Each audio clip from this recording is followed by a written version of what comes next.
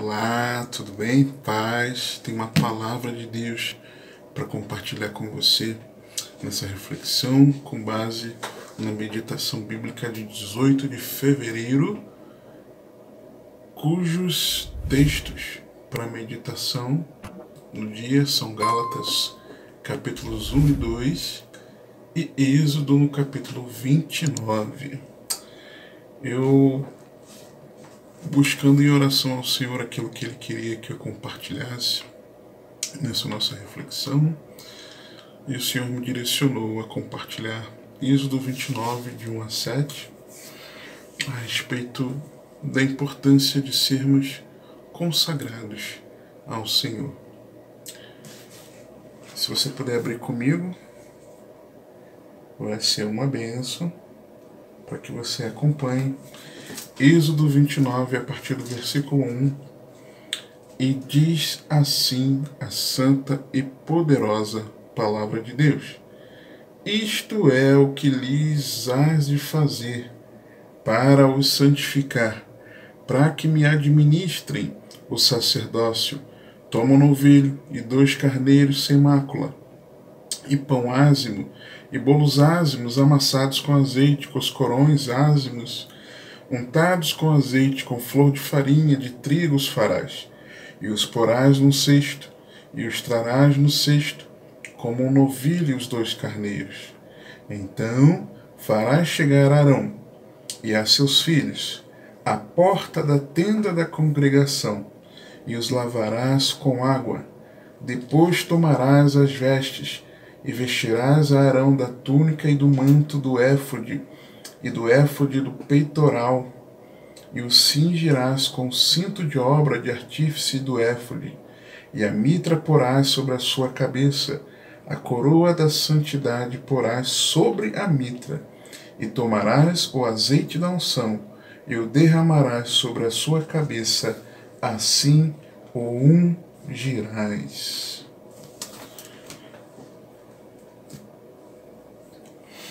Inicialmente eu havia pensado em chamar essa nossa reflexão, colocar como título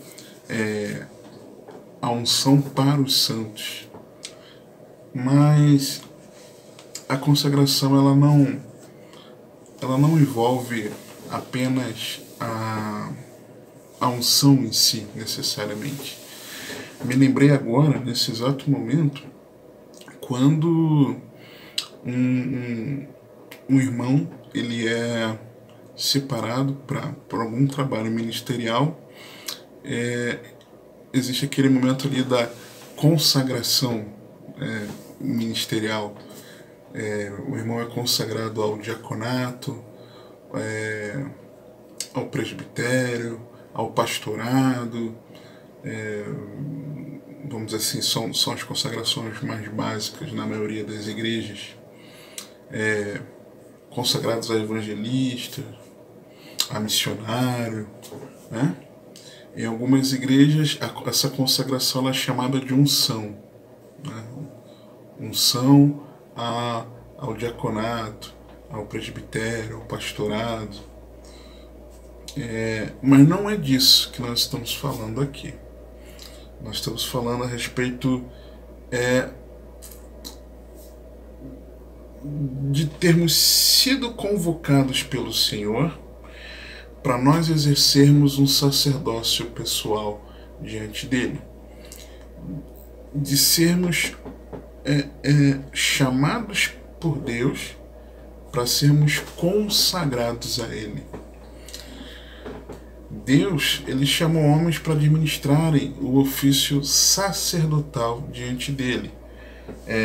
No capítulo 28, versículo 1, o texto nos diz: Depois tu farás chegar a ti teu irmão Arão e seus filhos com ele, do meio dos filhos de Israel, para me administrarem o ofício sacerdotal, a saber, Arão, Nadab e Abiú, Eleazar e Tamar, os filhos de Arão. Vou ler até o 3, né? E farás vestes sagradas a Arão teu irmão para glória e ornamento. Falarás também A todos os que são sábios de coração, a que eu tenho enchido do espírito da sabedoria, que façam vestes a Arão para santificá-lo, para que me administre o ofício sacerdotal. Muito bem. Hoje, todos nós, como servos de Deus, como discípulos de Cristo, somos convocados para administrar nosso sacerdócio pessoal ao Senhor em santidade. Nós somos edificados para esse sacerdócio. 1 Pedro, capítulo 2, versos 4 e 5 inicialmente, diz assim a palavra de Deus: E, chegando-vos para ele, a Cristo, pedra viva, reprovada na verdade pelos homens, mas para com Deus eleita e preciosa, vós também, como pedras vivas, sois edificados casa espiritual e sacerdócio santo, para oferecer sacrifícios espirituais agradáveis a Deus por Jesus Cristo. Aí depois versículos 9 e 10. Mas vós sois a geração eleita, o sacerdócio real, a nação santa, o povo adquirido, para que anuncieis as virtudes daquele que vos chamou das trevas para a sua maravilhosa luz. Vós que outro tempo não erais povo, mas agora sois povo de Deus, que não tinhais alcançado misericórdia, mas agora alcançastes misericórdia. Alguns aspectos, enquanto eu escrevi aqui, eu me lembrei desse texto, coloquei aqui na reflexão. Enquanto eu escrevia, eu me lembrava, o Senhor me chamou a atenção de alguns detalhes nesse texto. Primeiro, nós entendermos que somos edificados, casa espiritual e sacerdócio santo. Então é um sacerdócio santo, ok? Para oferecer sacrifícios espirituais. Não é para oferecer sacrifícios estruturais. Oferecer sacrifícios ideológicos. Oferecer sacrifícios de natureza terrena, mas espirituais. Tem muita gente que está confundindo o que é prioritariamente espiritual com o que tem sido terreno. Então acha que está oferecendo um sacrifício espiritual a Deus, mas na verdade está apresentando algo terreno, que não necessariamente é aquilo que Deus espera de nós. Primeiro, que é um sacrifício espiritual. Segundo, é um sacrifício agradável a Deus. Tem coisa que é até espiritual, mas não é agradável a Deus.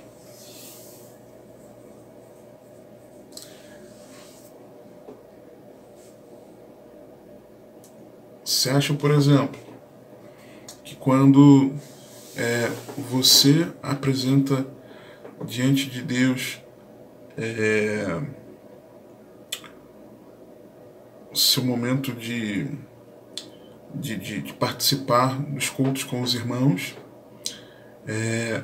e a igreja, digamos, tenha culto quase todos os dias, encontros com os irmãos quase todos os dias, e você separa esses momentos para você se reunir com os irmãos em Cristo, mas por conta de você querer oferecer a sua vida como um sacrifício ao Senhor, naquele momento, junto com os irmãos, no culto, naquele momento, na reunião desse sacrifício individual de cada um, por conta disso, você deixa de dar atenção para a sua família.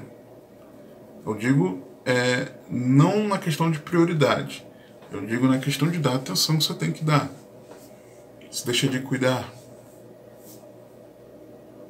não convive, não se relaciona, não conversa, despreza, guarda mágoa, guarda rancor. Está dentro de casa, mas parece que você está em guerra com teu familiar. Você está apresentando um sacerdócio santo, oferecendo um sacrifício espiritual que agrada a Deus? Você sabe que não. E outra, às vezes o sacrifício é espiritual, não é no plano terreno, é agradável a Deus no sentido, você tem a motivação certa, mas Cristo não é o centro, não é por Jesus Cristo.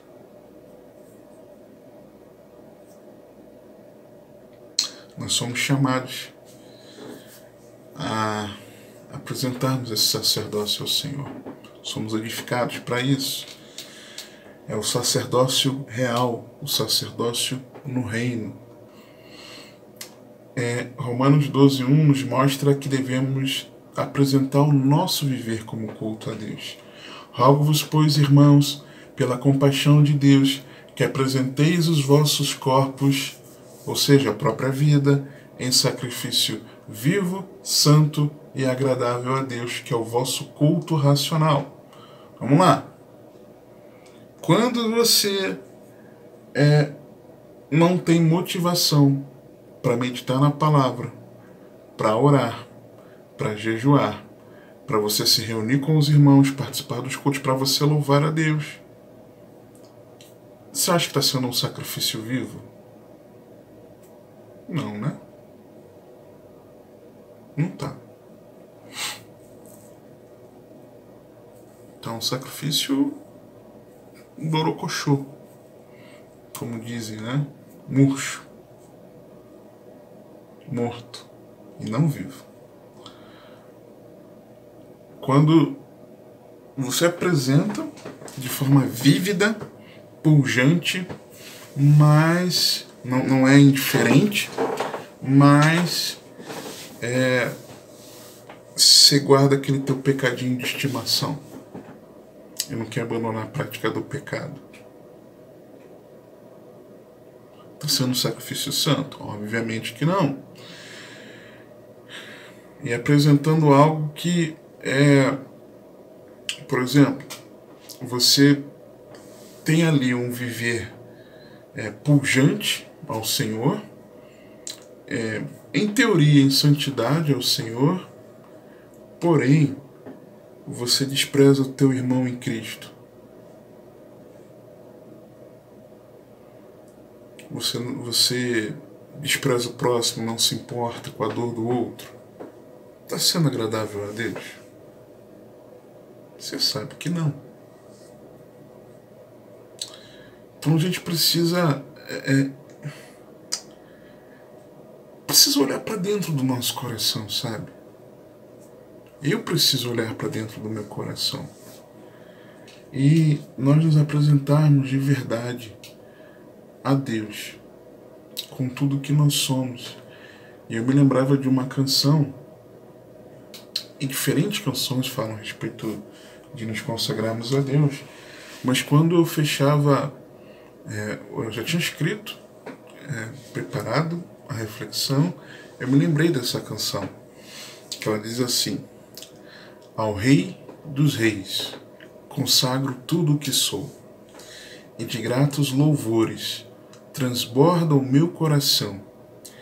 A minha vida eu entrego nas tuas mãos, meu Senhor, para te exaltar com todo o meu amor. Eu te louvarei conforme a tua justiça e cantarei louvores, pois tu és altíssimo. Celebrarei a ti, ó Deus, com meu viver.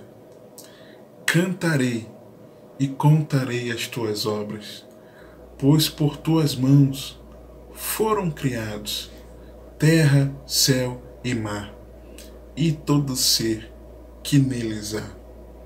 Toda a terra celebra-te com cânticos de júbilo, pois tu és o Deus Criador. Toda a terra celebra-te com cânticos de júbilo, pois tu és o Deus Criador. A honra, a glória, a força e o poder ao Rei Jesus. E o louvor ao Rei Jesus. Precisamos ao Rei dos Reis consagrarmos tudo o que somos.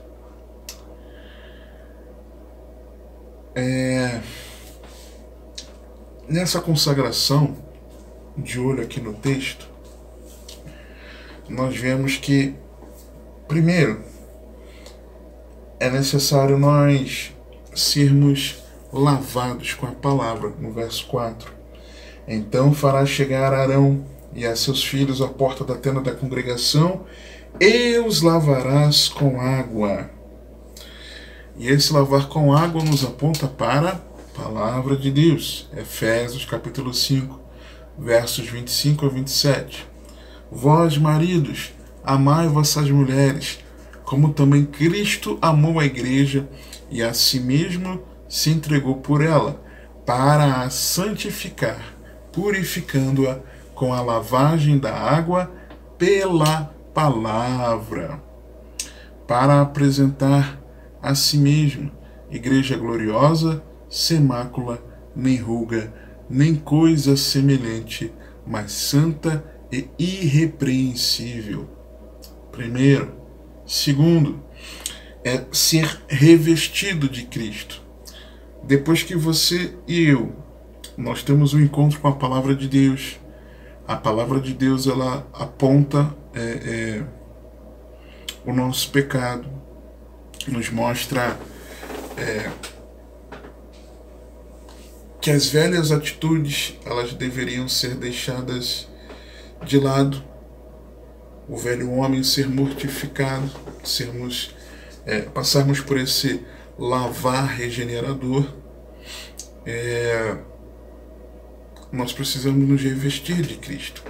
Nós precisamos nos revestir das vestes sagradas, das vestes sacerdotais, das vestes de justiça que há em Cristo Jesus.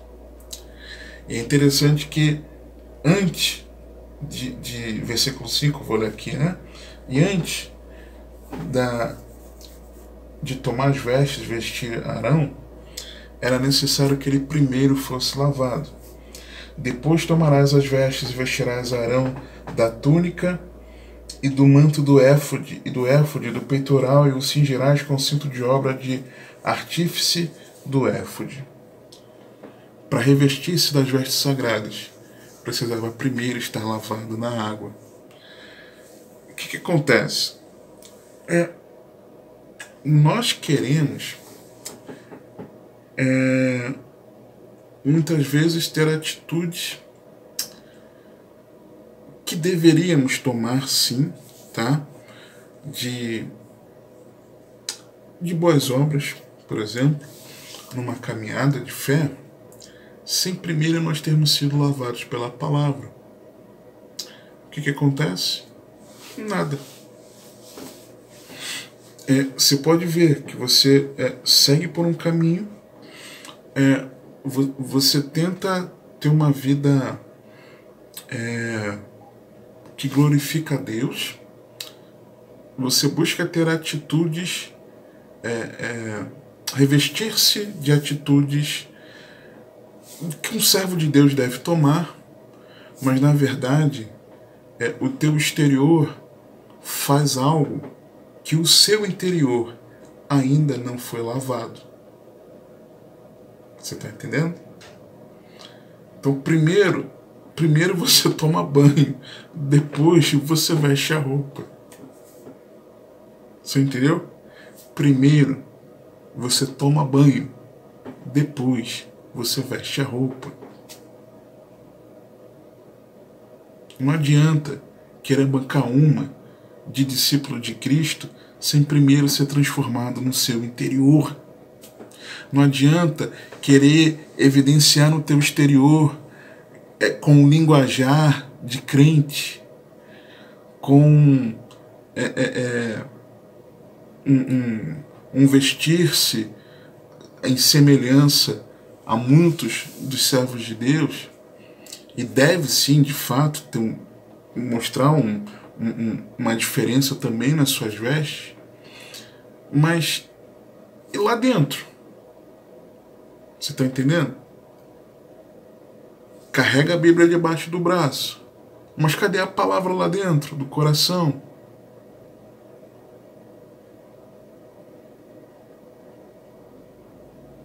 O que adianta falar o evangeliquez, mas se a boca ela expressa o que está no coração, e o que é expresso é murmuração, é fofoca, é a maledicência.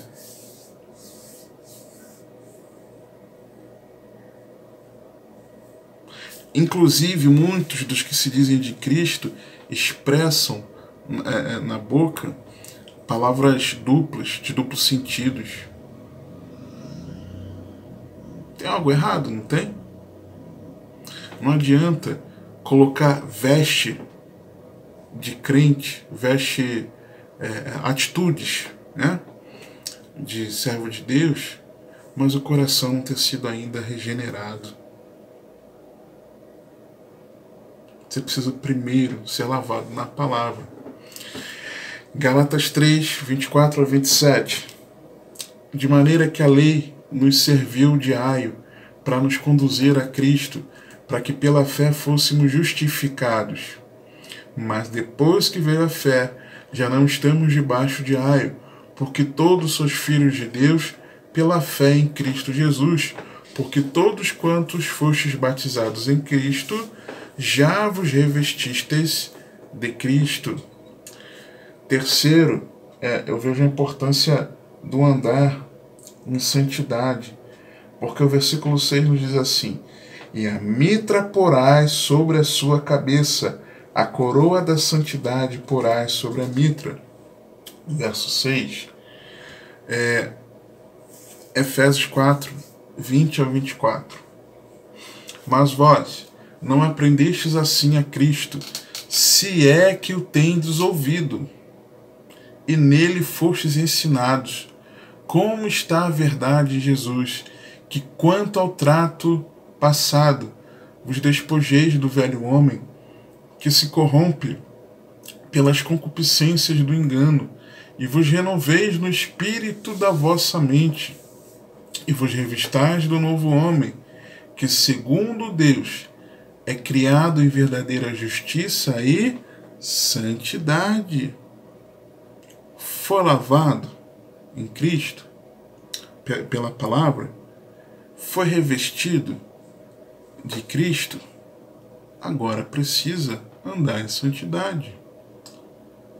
E é importante um olhar sobre como Deus instituiu a coroa da santidade, porque no capítulo 28, dos versos 36 a 38, para nós entendermos algumas coisas. Também farás uma lâmina de ouro puro, capítulo 28 de Êxodo, verso 36. Também farás uma lâmina de ouro puro, e nela gravarás como as gravuras de selos, santidade ao Senhor. E atá-la-ás como um cordão de azul, de modo que esteja na mitra, na frente da mitra estará, e esta sobre a testa de Arão, para que Arão leve a iniquidade das coisas santas que os filhos de Israel santificarem todas as ofertas de suas coisas santas, e estará continuamente na sua testa, para que tenham aceitação perante o Senhor. Continuamente. A coroa da santidade, essa testeira onde estava escrito santidade ao Senhor, era continuamente. O andar em santidade não é para o dia que você quer. Não é para o dia da ceia do Senhor. É continuamente. Só que para nós entendermos sobre esse termo, vamos ter uma compreensão da purificação sacerdotal. Nos tempos bíblicos, o sumo sacerdote ele era o único que tinha acesso ao Santo dos Santos.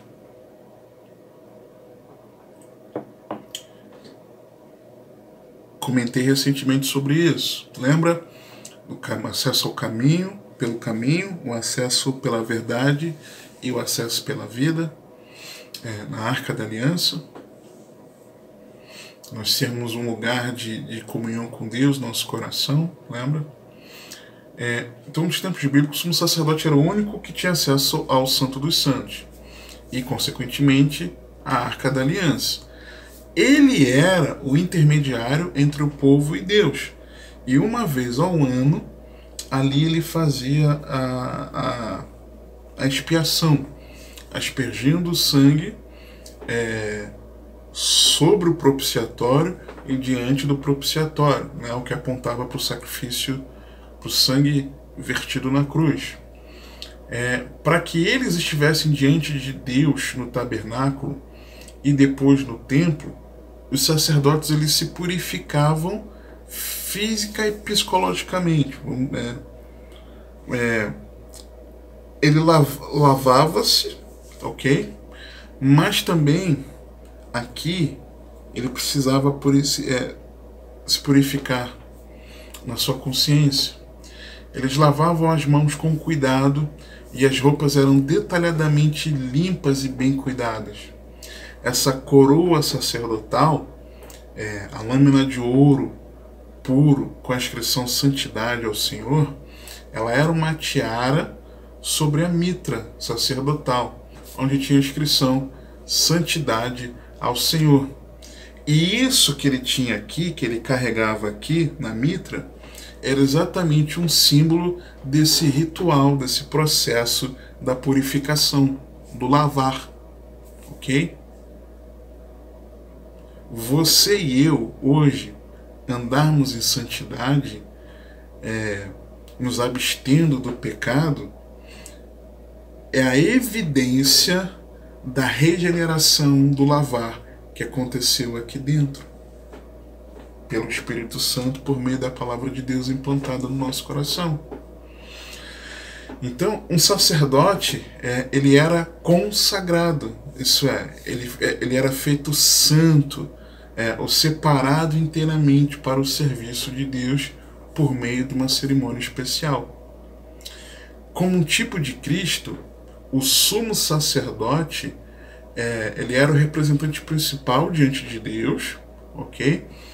Representante principal do povo diante de Deus e o representante de Deus diante do povo.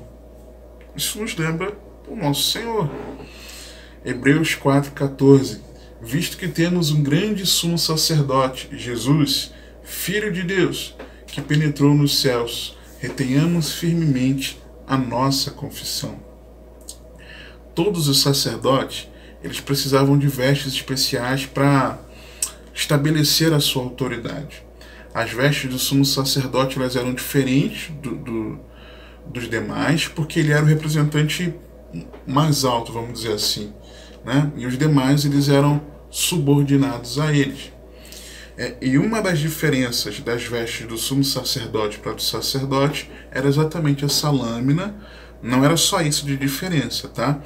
Mas especialmente essa lâmina de ouro com a inscrição Santidade ao Senhor, essa chamada coroa de santidade do verso 6 do capítulo 29. E santidade ao Senhor falava da devoção e do estilo de vida, tanto do sumo sacerdote como de Israel.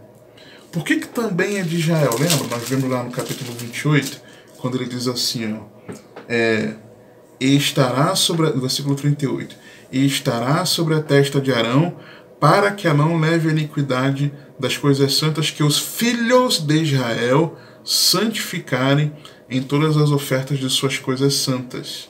Ou seja, não era só representando o estilo de vida do sumo sacerdote, mas do povo de Israel. Você está entendendo? E aí, isso aponta que para nós estarmos diante de Deus, nós precisamos andar em santidade. Verso 39, final dele, 38, do capítulo 28. E estará continuamente na sua testa, para que tenham aceitação perante ao Senhor. como é que está a tua vida? Como é que está a minha vida? Na continuidade do capítulo 29, no verso 20, eu enxergo 3 aspectos aqui, 3 ações práticas que nós devemos considerar sobre o sangue de Jesus derramado em amor, por sacrifício da minha e da sua vida. E o que isso tem a ver com nós andarmos em santidade? Vem para o versículo 20. E imolarás o carneiro, e tomarás do seu sangue, e o porás sobre a ponta da orelha direita de Arão, e sobre as pontas das orelhas direitas de seus filhos, como também sobre os dedos polegares das suas mãos direitas, e sobre os dedos polegares dos seus pés direitos, e o restante do sangue espalhará sobre o altar ao redor. Então, sobre a orelha direita, o que nós temos ouvido? Quando eu vejo leio sobre a ponta da orelha direita, eu sou levado a refletir com você sobre a importância da voz de Deus ser a voz que deve ser ouvida por nós, para que nós andemos em santidade. Não as diversas vozes que nos atrapalham de fazer a vontade de Deus.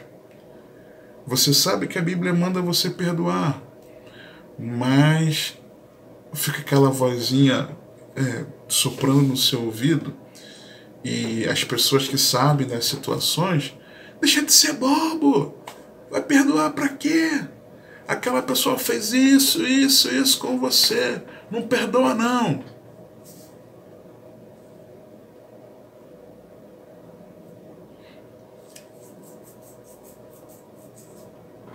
Ou então, poxa, tá todo mundo fazendo isso. Poxa, dizem que é errado, mas o que tem de mais? Tá todo mundo fazendo. E a Bíblia te manda você não fazer. Mas as vozes ficam ecoando e você acaba fazendo. Quando não, são as vozes daquilo que você coloca diante dos teus ouvidos, aquilo que você tem assistido e ouvido, e contamina o teu coração. A Bíblia te manda seguir por um caminho de santidade. Você se contamina com aquilo que te diz, não faz a vontade de Deus. E o teu coração fica dividido. Você está entendendo? Você precisa considerar o sangue naquilo que você ouve. Segundo, quando eu leio sobre os dedos polegares das mãos direitas, eu penso no que temos feito com as mãos, né? A importância das nossas atitudes e as nossas ações como verdadeiros cristãos que praticam a palavra de Deus. O que você tem feito? O que eu tenho feito? Terceiro, quando vejo sobre os dedos polegares dos pés direitos, me leva a refletir sobre como anda o nosso, como é o nosso caminhar. Temos seguido os passos de Jesus, temos sido guiados pelo Espírito Santo, permanecemos no caminho que conduz à salvação. O sangue precisa ser considerado sobre esses aspectos. Mas também, verso 7 de Êxodo 29, o texto nos diz: e tomarás o azeite da unção e o derramarás sobre a sua cabeça, assim o ungirás. Você prestou atenção? No versículo anterior, a mitra com a lâmina de ouro, a coroa de santidade. Santidade é o Senhor. Depois de colocar a mitra e a coroa, é que vinha o óleo sobre a cabeça. O óleo sobre a cabeça, depois da santidade. A unção, ela é o símbolo do Espírito Santo. Jesus, ele foi ungido por Deus. Atos 10, 38. Como Deus ungiu a Jesus de Nazaré com o Espírito Santo e com virtude ou com poder, o qual andou fazendo bem e curando a todos os oprimidos do diabo, porque Deus era com ele. Então, Jesus foi ungido. Lembra que Jesus era todos os sumos sacerdotes, eles apontavam para o sumo sacerdote eterno, Jesus. Então, se os sacerdotes, sumos sacerdotes eram ungidos, Jesus também foi ungido com o Espírito Santo. Só que é Jesus santo, ok? Santo. Nasceu sem pecado porque ele não nasceu da natureza pecaminosa humana, porque ele não nasceu da semente humana, mas nasceu da semente divina gerada pelo Espírito Santo no ventre de Maria. Então nasceu sem pecado, viveu sem pecado, viveu para a glória de Deus e morreu sem pecado por causa dos nossos pecados. Jesus santo, ok? 1 João 2,20. E vós tendes a unção do santo e sabeis todas as coisas. Então, essa unção sobre Jesus, ungido com o Espírito Santo, ela é sobre mim e sobre você, se nós estivermos em Cristo. E é Ele mesmo que nos batiza no Espírito Santo. João 1, 33, 34. E eu não o conhecia, João dizendo, mas falando sobre Jesus, mas o que me mandou a batizar com água, esse me disse, sobre aquele que vires descer o Espírito e sobre ele repousar, esse é o que batiza no Espírito Santo. E eu vi e tenho testificado que este é o Filho de Deus. Para receber a unção, precisava estar com as vestes sagradas e a coroa da santidade. E aí não dá para nós separarmos arrependimento de pecados e santidade do derramar do Espírito Santo. Tem muita gente que busca avivamento, que busca o derramar do Espírito Santo, mas sem se arrepender dos seus pecados. Atos 2, 38 e 39. E disse-lhes Pedro, arrependei-vos e cada um de vós seja batizado em nome de Jesus Cristo para perdão dos pecados e recebereis o dom do Espírito Santo, o presente do Espírito Santo. Porque a promessa vos diz respeito a vós, a vossos filhos e a todos os que estão longe, a tantos quantos Deus nosso Senhor chamar. Que promessa é essa? Do dom do Espírito Santo, a promessa lá de Joel, do derramar do Espírito Santo. Só que, além do arrependimento, é necessária obediência. Atos 5, 32. E nós somos testemunhas acerca destas palavras. Nós e também o Espírito Santo que Deus deu àqueles que lhe obedecem. Quem não quer andar em santidade, não tem como ser cheio do Espírito Santo. Quem não quer viver a palavra de Deus, quem não quer obedecer a Deus, não tem como. Não tem como. Arrependa-se em nome de Jesus. Abandone o pecado. Procure viver para a glória de Deus em obediência a Ele, em temor a Ele. Agora, dentro desse capítulo eu enxergo também como sermos consagrados ao Senhor. Como ter uma vida em consagração ao Senhor, para que nós ofereçamos a Ele um sacerdócio pessoal. Às vezes nós achamos que é na nossa força, e não é. Não é por você estar assistindo essa reflexão, não é por você meditar na palavra todos os dias, não é por você orar, não é por você participar dos cultos na igreja, ouvindo pregações, louvando com os irmãos, orando junto. Não é por você evangelizar, não é por você fazer a obra de Deus. Não é. Mas pela própria glória do Senhor. Versículo 38, capítulo 29. Isto, pois, é o que oferecereis sobre o altar: 2 cordeiros de 1 ano, cada dia, continuamente. Um cordeiro cada dia, continuamente, ou seja, diário.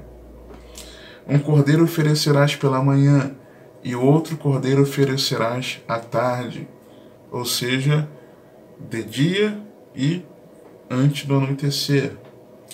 Com o cordeiro, a 10ª parte de flor de farinha, misturada com a 4ª parte de 1 hin de azeite batido para a libação, a 4ª parte de 1 hin de vinho, e outro cordeiro oferecerás à tarde, e com ele farás como uma oferta da manhã, e conforme a sua libação por cheiro suave, oferta queimada ao Senhor.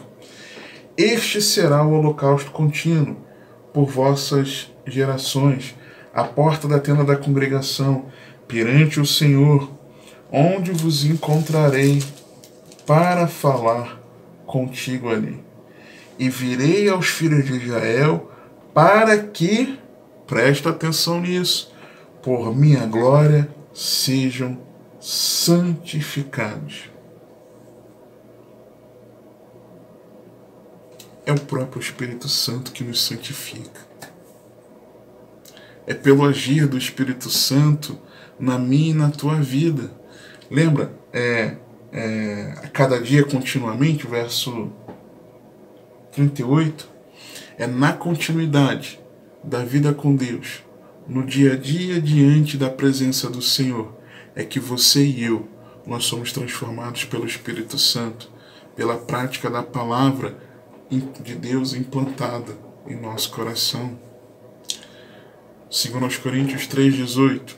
Mas todos nós, com o rosto descoberto, refletindo como um espelho a glória do Senhor, somos transformados de glória em glória, na mesma imagem, como pelo Espírito do Senhor.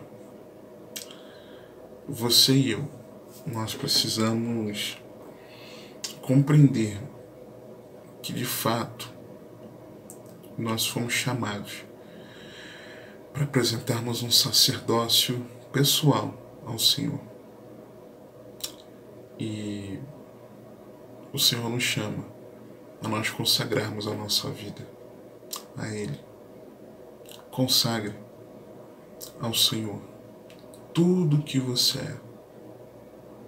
Tudo que você é. Tudo que você tem. E tudo que você faz. Que o Senhor te abençoe e te guarde. Que Ele te conduza e governe a sua vida, porque você tem acesso a oferecer a sua vida num sacerdócio pessoal ao Senhor.